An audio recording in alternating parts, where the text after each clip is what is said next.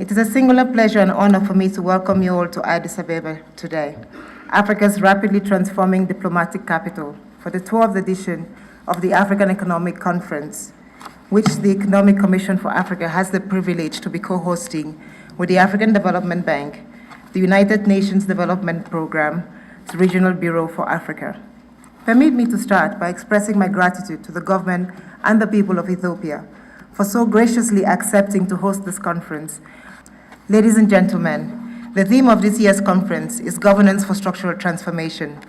Bringing these two very important concepts together to constitute the theme of this conference has been very deliberate, notably because of their centrality and importance in moving our continent forward towards the development trajectory envisioned in both the 2030 Development Agenda and Agenda 2063 to deliver on Africa we want. The fundamental reality is that the development and structural transformation are not an overnight phenomenon. Development results from long-term strategies, policies, and effective partnerships with various agents of the global, regional, and local production and innovation systems are needed. There are a number of areas where governance is an important and necessary condition for economic diversification, value addition, and transformation.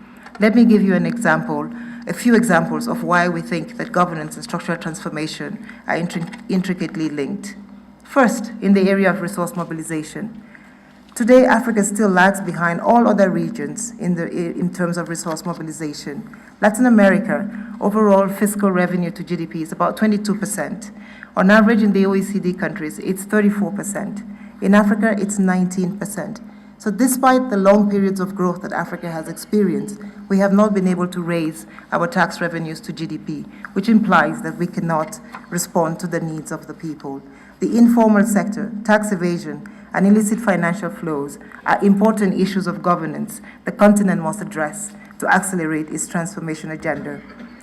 In the area of infrastructure and energy, we all agree that without adequate access to energy, Africa will not be able to accelerate and sustain its growth process. However, today, over 600 million people on the continent do not have access to energy. Sub-Saharan Africa, according to a recent report, has only 300,000 kilometers of power lines, compared to an average of about 10 million in other continents. Access to energy is not due to lack of base resources. Africa's major hydro resources can produce about 283 gigawatts of energy. Less than 10% of this clean energy source has been tapped to date.